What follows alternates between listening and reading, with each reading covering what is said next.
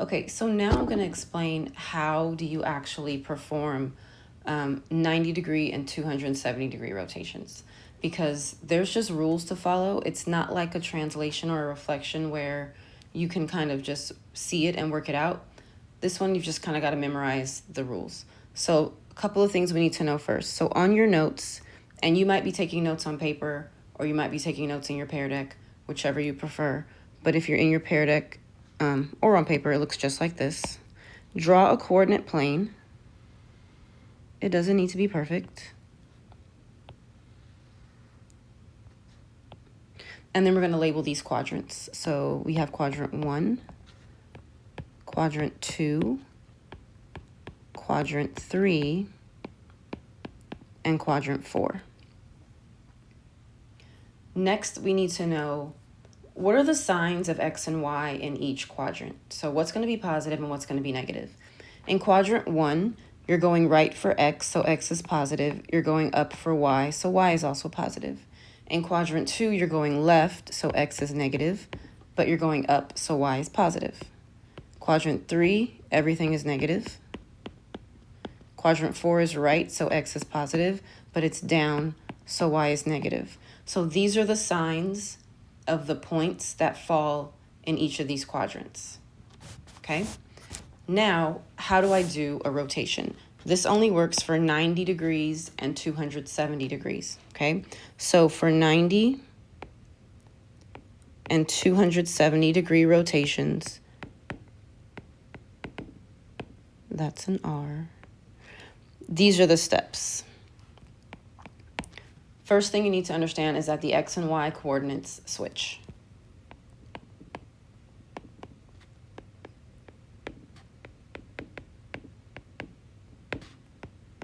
So just like in the think about it, that happens every single time. You're going to switch the X and the Y. They just switch places. Okay? Now, how do you know if they're going to be positive or negative? That's number 2. Oops. The quadrant determines the sign.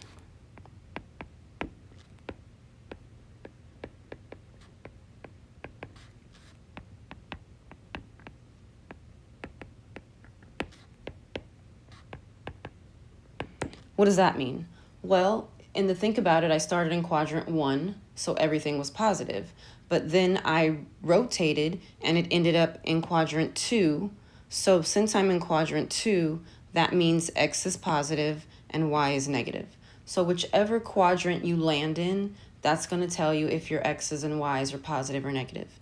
And then finally, step 3, it's not really a step, it's just something to remember, is the location and the orientation change.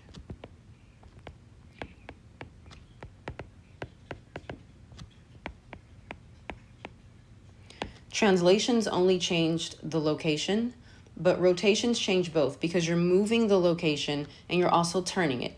Turning it changes the way it's facing, so both change for a rotation. I'm going to go to the next slide because I write big, but if you still have room on this one, you can keep writing on this one. Okay? So now I'm going to draw my coordinate plane again, kind of sloppy.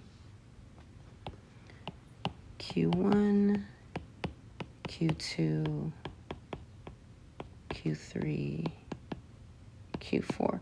Okay, so how do I know clockwise, counterclockwise? How does that work? So I'm going to do this in different colors for you. So clockwise is going to be in red. It's called clockwise because it goes the direction of a clock. So it goes in this direction when you're moving clockwise. So if you're thinking of like, well, what order does it go? It goes quadrant 1 to quadrant 4 to quadrant 3 to quadrant 2. So that's the order you go in if you're moving clockwise. I'll do counterclockwise in green. Oop, no, I won't. That's a little too hard to read. I'll do counterclockwise in purple. So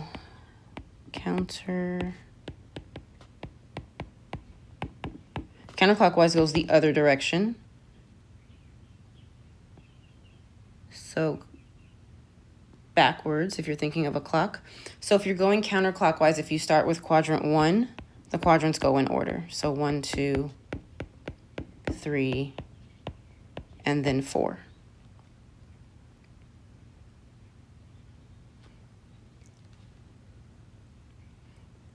Also, you want to know if you're moving 90 degrees, you only move one quadrant.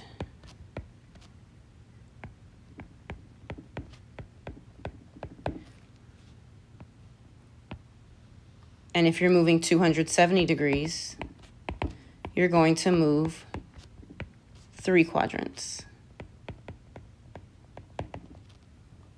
What does that mean? So, say I have point A, and it's here in quadrant 1.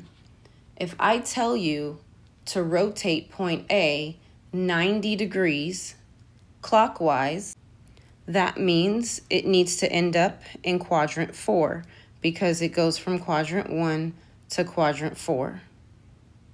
So it was located at 1, 2, 3, 4, 5, 6. It was at 7, 1, 2, 3, 4, 5, 6. So now it's going to be, they switch, 6, 7. It's in quadrant 4.